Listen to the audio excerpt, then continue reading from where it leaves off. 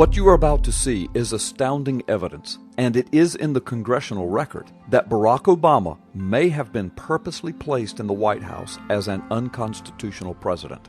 It now appears that this placement was done to effectually end American supremacy in the world and perhaps usher in a new era of global Marxism.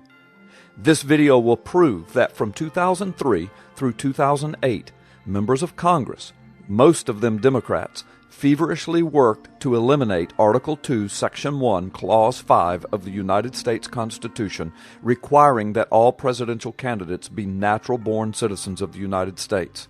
This was all done just prior to the rise of Barack Hussein Obama to the office of President of the United States.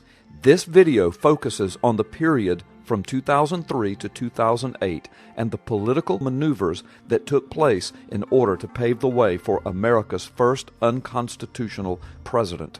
Starting in 2003, Democrat members of Congress made no less than 8 attempts in 22 months to either eliminate the natural-born requirement or redefine natural-born citizen. Note that each attempt to redefine or eliminate the natural-born clause goes to the elimination of the requirement that the president is born to 2 legitimate American citizens. Following are the 8 congressional attempts to circumvent the Constitution and pave the way for an Obama presidency. Number 1. On June 11, 2003, Democrat House member Vic Snyder introduced H.J.R. 59 in the 108th Congress. Its wording declared that it was to be a constitutional amendment making a person who has been a citizen of the United States for at least 35 years and who has been a resident within the United States for at least 14 years eligible to hold the office of president or vice president. On September 3, 2003, Representative John Conyers introduced H.J.R. 67, another constitutional amendment proposal making a person who has been a citizen of the United States for at least 20 years eligible to hold the office of president.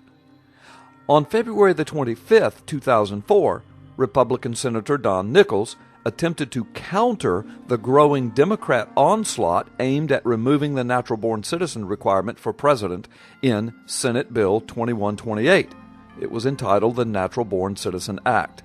It defined the constitutional term natural-born citizen to establish eligibility for the office of president. But Senator Nichols got the definition of natural-born citizen wrong. That Senate bill was voted down. The 4th attempt came on September 15, 2004, as Barack Obama was about to be introduced as the new savior or messiah of the Democrat Party at the DNC convention. It was H.J.R. 104. It was introduced as yet another proposed constitutional amendment, making eligible for the office of president non-native-born persons who have held U.S. citizenship for at least 20 years and who are otherwise eligible to hold such office. The 5th attempt came on January 4, 2005, H.J.R. 2, to the 109th Congress. It was again a proposed constitutional amendment, making a person who has been a citizen of the United States for at least 20 years eligible to hold the office of president. Attempt number 6 was on February 1, 2005, H.J.R. 15, making eligible for the office of the president non-native-born persons who have held U.S. citizenship for 20 years. The 7th attempt came April 14, 2005. Representative Vic Snyder tried yet again with H.J.R. 42, making a person who has been a citizen of the United States for at least 35 years and a resident of the United States for 14 years eligible to hold the office of president. Attempt number 8. All of the preceding efforts failed in committee. The 2008 presidential election was now looming with an unconstitutional candidate leading the DNC ticket. Democrat Senator Claire McCaskill tried to attach an alteration to a military bill in Senate Bill 2678 on February 28, 2008. It was entitled Children of Military Families Natural-Born Citizen Act, declaring that the term natural-born citizen in Article 2, Section 1, Clause 5 of the Constitution would include any person born to any U.S. citizen while serving in the active or reserve components of the U.S. Armed Forces. DNC presidential candidate Senator Clinton and DNC presidential candidate Senator Obama were co-sponsors of this bill.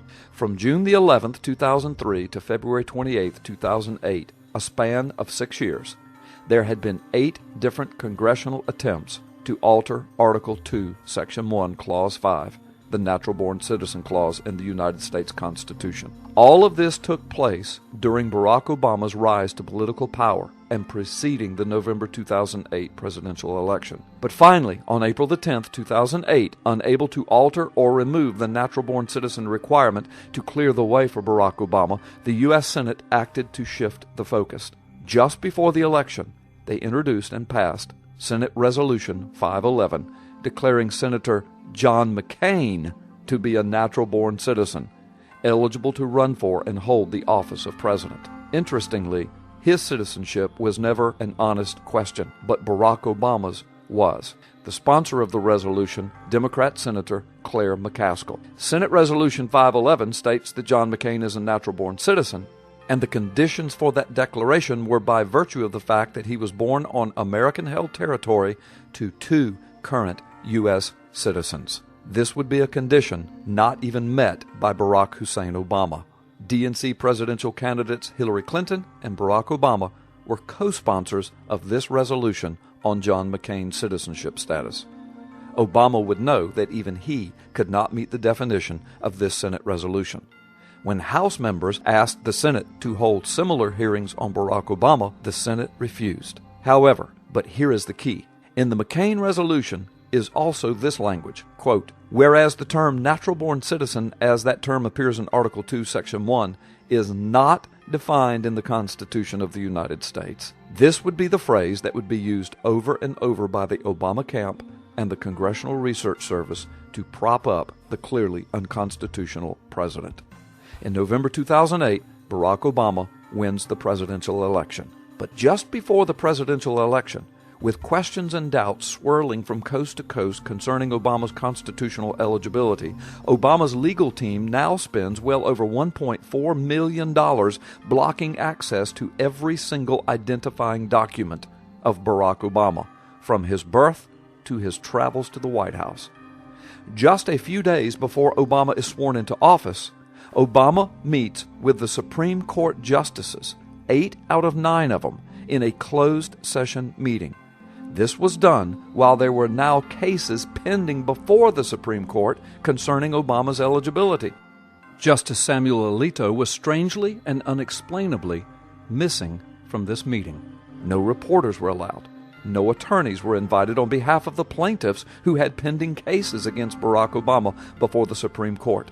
Many legal experts consider this move to be highly unethical and perhaps illegal on the part of the Supreme Court. And as a result, to date, neither the Supreme Court nor any other federal court, or any court for that matter, has heard a single case on merit concerning Obama's citizenship challenge. For 2.5 years, Obama refused to release a birth certificate identifying his constitutional eligibility. In April 2011, Obama finally released his purported long-form birth certificate. But since then, numerous computer and document experts have concluded that the birth certificate that Obama released is a forgery and a fake. To date, not a single expert has come forward proclaiming the document to be legitimate.